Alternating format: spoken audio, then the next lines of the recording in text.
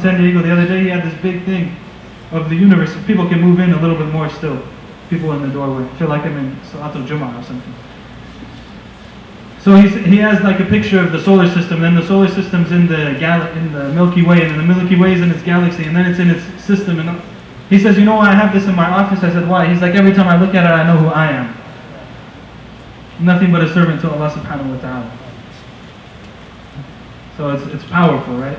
So if you know your place, and you know what the place of everything else in the creation is, it gives you strength. The second thing that helps us to have confidence, and this we can also learn from Ibrahim alayhi salam, is to have knowledge. To have knowledge. To know about Allah, number one, and to know about Islam, number two. To know what it means to have a relationship with Allah. That's the first thing. To know what it means if we say that Allah is the most merciful, Allah is the most forgiving, Allah is the one who's fierce in His punishment, Allah is the one who sends His mercy upon the people, Allah is the one who gives sustenance. Allah is all these things, and we know what that means in our lives. How that impacts our lives. We know what it means, for example, to have a relationship with ourselves. More than 15 seconds in the morning or 30 if you're on Oprah's madhab.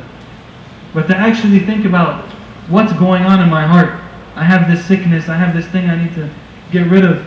And the third thing is to know what Allah requires from us. It's not enough for us to just go through the motions. We should know. They say the Muslim should know the minimum necessary knowledge that helps him to get through his day. How does he pray? How does he fast? How does he pay his zakat? What is allowed in his relations at work? What is not allowed? All these type of things need to be known. Because when we know those things, we can come from a position of authority. We can interact with society from a position of power. That we know that Allah is on our side, and we know that we're doing what's right, and we know what's allowed and what's not allowed according to the teachings of Allah subhanahu wa ta'ala and the Prophet sallallahu alayhi wa sallam. And when we combine all these things together, then we'll find strength.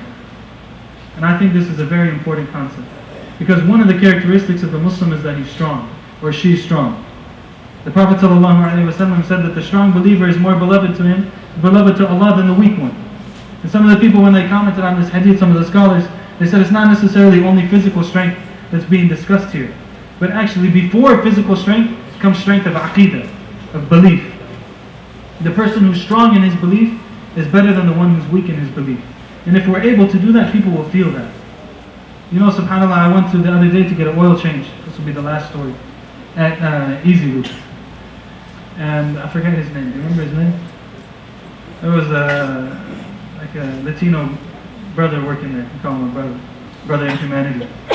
The Muslim doesn't. You won't attain true belief until you love for your brother what you love for yourself. Some scholars, they said this is your brother itlaqan, in all of humanity, not just the Muslim brother. 1.5 minutes. So I went in there, and this Latino brother is working at Easy Loop. And he starts asking me some questions. I told him, you know what, I don't know, this isn't my car, I'm only here for the summer. He says, okay, so sometimes, you know, when you're dealing with people, you kind of drop something. So then if they are interested, they can ask, you know. So I was like, I don't know, because this is not my car. I'm only here for the summer. It's, you know, my dad takes care of it. So he's like, oh, you're only here for the summer? I'm like, yeah, you know, most of the year I'm not here. I kind of slipping it. And then he says, where are you the rest of the year? I said, in Egypt. He said, really? What are you doing there? I said, you know, I study Islamic law. He's like, okay.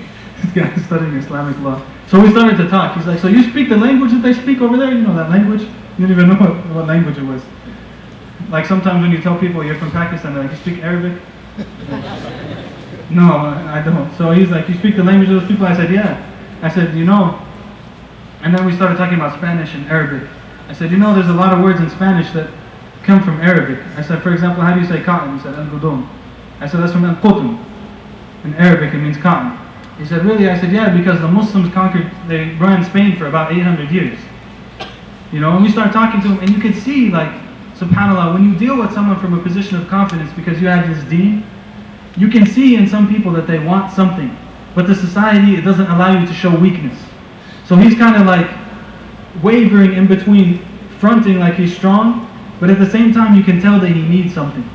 Even some of the brothers that are not as practicing, you deal with them, in their society, like one brother I was dealing with in high school, you feel like he wants something, but at the same time he can't show it. You know? So when you deal with people from a position of confidence, that you have this deen, that you know what Allah wants from you, you know what it means to have a relationship with Allah in your life, You know what's required of you, what you're supposed to do, what's allowed, what's not allowed. And when we deal with society in that way, it will show, and people will inshallah come closer to Islam. These are all lessons that we can take from Ibrahim alayhi salam. He had confidence, he was good in his argument, that oppression will lead to people not being guided, that he sacrificed everything that he had in order to strive in the way of Allah subhanahu wa ta'ala. All these different things are lessons we can take. SubhanAllah, there's many more. We might get into them in a different lecture at the end of the night, inshallah. Jazakumullahu khairan. Subhanakallahumma wa bihamdika, ashhadu an la ilaha illa anta, astaghfiruka wa atubu ilayk.